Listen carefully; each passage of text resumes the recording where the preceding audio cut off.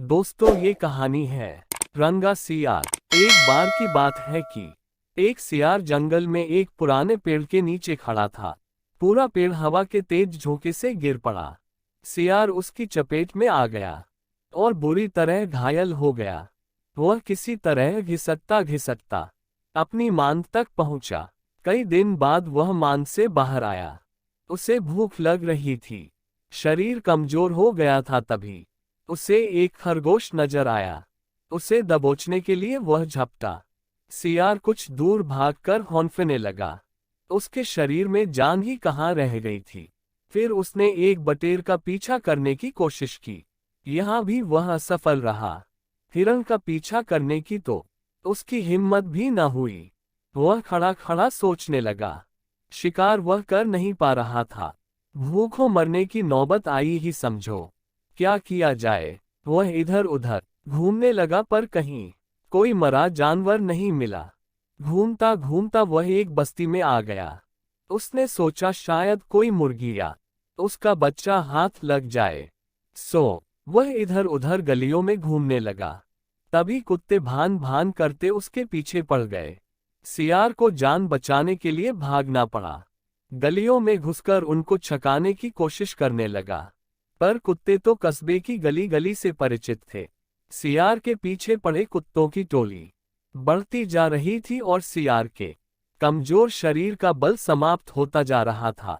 सियार भागता हुआ अंग्रेजों की बस्ती में आ पहुंचा था। वहां उसे एक घर के सामने एक बड़ा ड्रम नजर आया। वह जान बचाने के लिए उसी ड्रम में कूद पड़ा। ड्रम में अंग्रेज ने कपड़े रंगने के लिए रंग घोल रखा था। कुत्तों का टोला भौंकता चला गया। सियार सांस रोककर रंग में डूबा रहा। वह केवल सांस लेने के लिए अपनी थूथनी बाहर निकालता।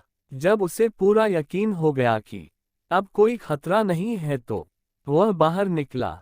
वह रंग में भीग चुका था।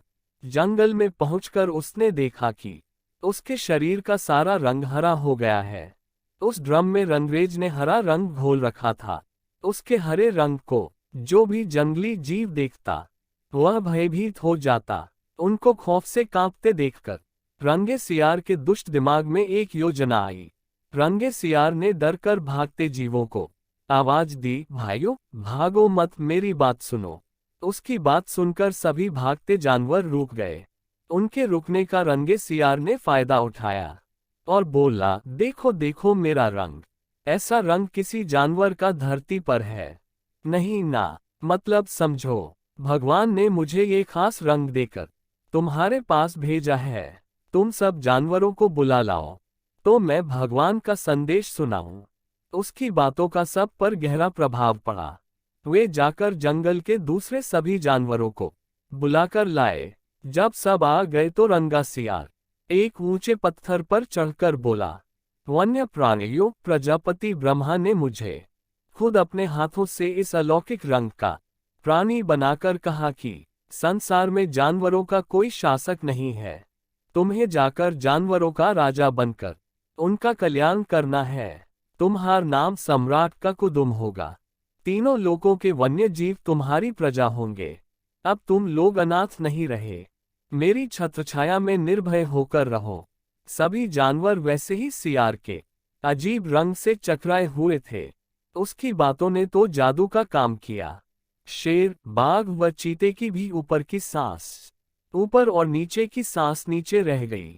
उसकी बात काटने की किसी में हिम्मत न हुई। देखते ही देखते सारे जानवर उसके चरणों में लौटने लगे और एक स्वर में बोले, हे ब्रह्मा के दूत, प्राणियों में श्रेष्ठ ककुदुम, हम आपको अपना सम्राट स्वीकार करते हैं।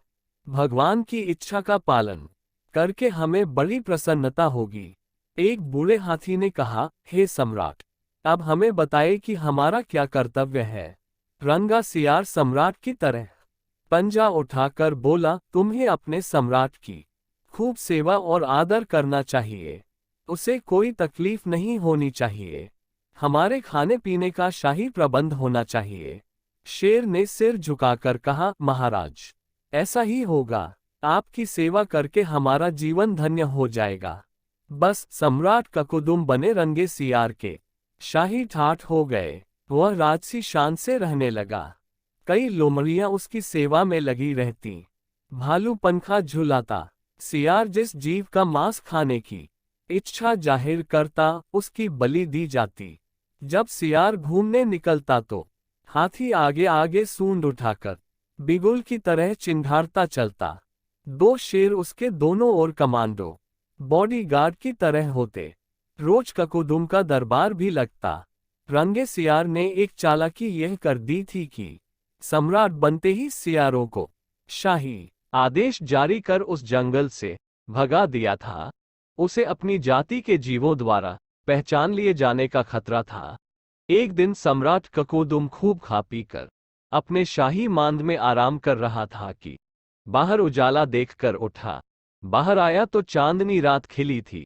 पास के जंगल में सियारों की टोलियां हू की बोली बोल रही थी। उस आवाज को सुनते ही ककुदुम अपना आपा खो बैठा। उसके अंदर के जन्मजात स्वभाव ने जोर मारा और वह भी मुंह चांद की ओर उठाकर और सियारों के स्वर में मिलाकर हू करने लगा। शेर और बाघ ने उसे हू करते देख लिया। वे चौंके। बाघ बोला, अरे ये तो सियार है, हमें धोखा देकर सम्राट बना रहा, मारो नीच को। शेर और बाघ उसकी ओर लपके और देखते ही देखते उसका तिया पांचा कर डाला। दोस्तों, इस कहानी से हमें ये सीख मिलती है कि नकलीपन की पोल देर या सबेर जरूर खुलती है। दोस्तों, आपको ये कहानी कैसी लगी? अच्छी लगी तो वीडियो को लाइक कीजिए और ऐसी ही कहानियों के लिए हमारे चैनल को सब्सक्राइब कीजिए।